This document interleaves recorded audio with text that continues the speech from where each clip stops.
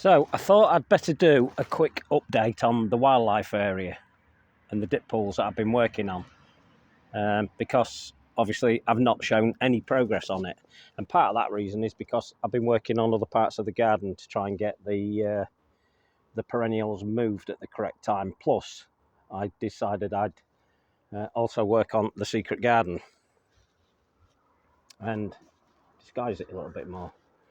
So anyway, this is the update, and basically I've got no further. Well, that's not strictly true. I have got a bit further, but what I've been doing is I've been taking my time and I've been reevaluating day after day, really, just to figure out exactly what I wanted to do. And to this end, I've moved a few plants around.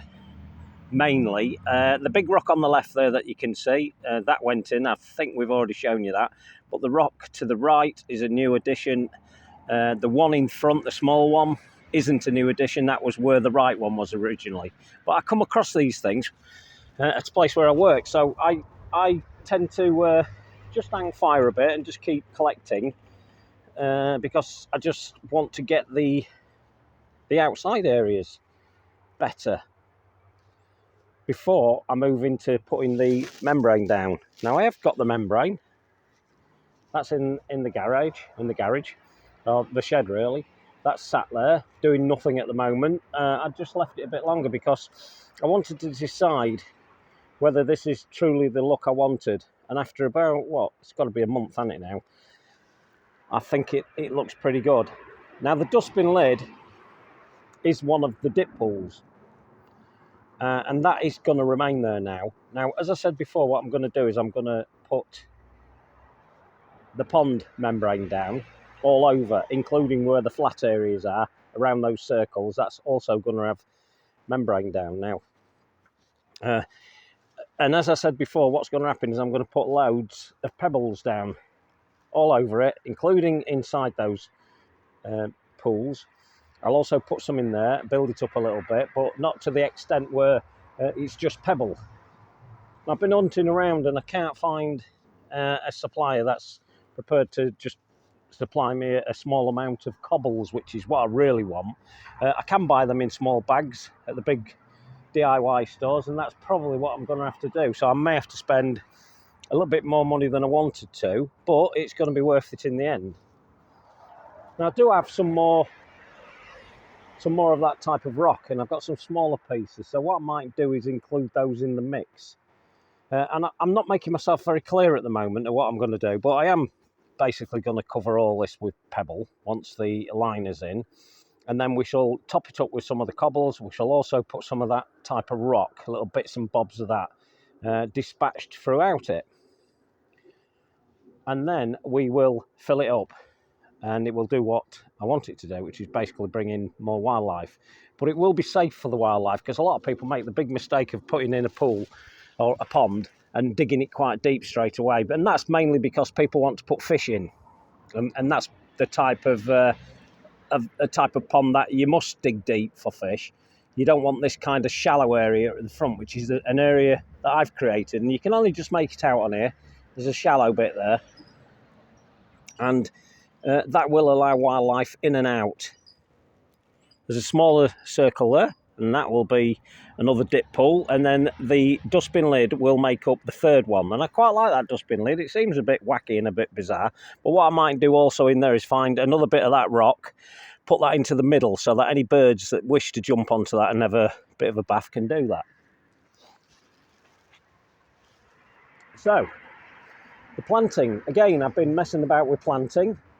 I've done more and more to it. I can't remember what I'd done before, but I've had a jiggle and I've moved things around. The Rheum palmatum, it's now November, doesn't seem to want to die away.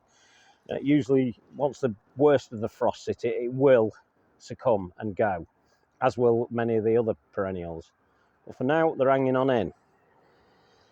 I've put up some euphorbias and then the Restio in that pot there. I'm still not sure what I'm doing with that yet. We've just got time will tell with that. I'd like to put it around here if I can, but I'm looking around and there's not really enough space for it. But we may have a change of heart and we may move something in favour of that. Time will tell.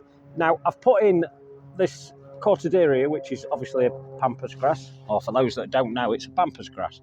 And this one's called Tiny Pampa, the smallest Cortaderia you can get. And I was amazed when I found it, 2 foot by 2 foot. That's all it's ever going to make. It's flowering, and there's actually a couple of more flower stalks in there. I'll be amazed if they do come out, and they may come out. But for now, it'll just sit as it is. So we pan around here, so it gives you more of an idea of where we're headed with these rocks. You can see they're overhanging, so the membrane itself will be tucked up and underneath that to prevent the water coming out. Now, I'm not too bothered about this being level because I want it to look wacky. And the only way it's going to look wacky is just by sort of feeling my way as we go. And that should help to give it a more naturalistic look. So I'm quite happy with the planting so far, but time again is against us, and we need it to catch up, and we need to see what it's going to look like next spring. And obviously I'm not going to know that until next spring, but it should be okay. Some of the plants are going to get quite big as well, so I need to be mindful of that as well. There's 1 or 2 little changes I might make around here. It may even extend out a little bit. I might have to take some of that grass further back towards me, because it's probably what's going to be required. So time will tell with that. We'll not worry too much at the minute, but it's looking good. I just thought I'd give you an update on it. I haven't forgot about it. It is going to be getting sorted out pretty soon. Another weekend's going to be taken up with hedge cutting, so you know, I've got quite a tall hedge growing at the back there that needs a little bit more control, but we'll get there. Is there else I can show you while we're at it? Well, yeah, there is really. Now, you know I'm all mad on grasses. I'm a big grass man. And I just need to show you this again. And I know a lot of people are struggling to get hold of this. This is Miscanthus sinensis memory, and just look at that. I mean, that is sex on a stick. You've got to agree with that. That is fantastic. That is beautiful. That just looks great against there, and it is now in its white candy floss appearance. It did have pink candy floss originally when it started, but it's just looking absolutely superb, and it's not changing. So a lot of Miscanthus are good for that, at doing that. And the rest of the grasses are all doing their thing as well. We'll give you a little bit of a pan around part of the garden. I can't show you it all. Not on this video anyway. Oh, let's show you this while we're at it. If you want a smaller Miscanthus sinensis, that one's called Red Cloud, and that's a really good one. Don't mix this one up with Red Chief. It's not the same at all, totally different. So there you go. The rest of the garden, we're now in first week in November, and it's still looking pretty good, but the pond isn't at the moment. But all will change in the next month and a half. So watch this space. Okay, thanks for looking. I'll talk to you later. Ta-da.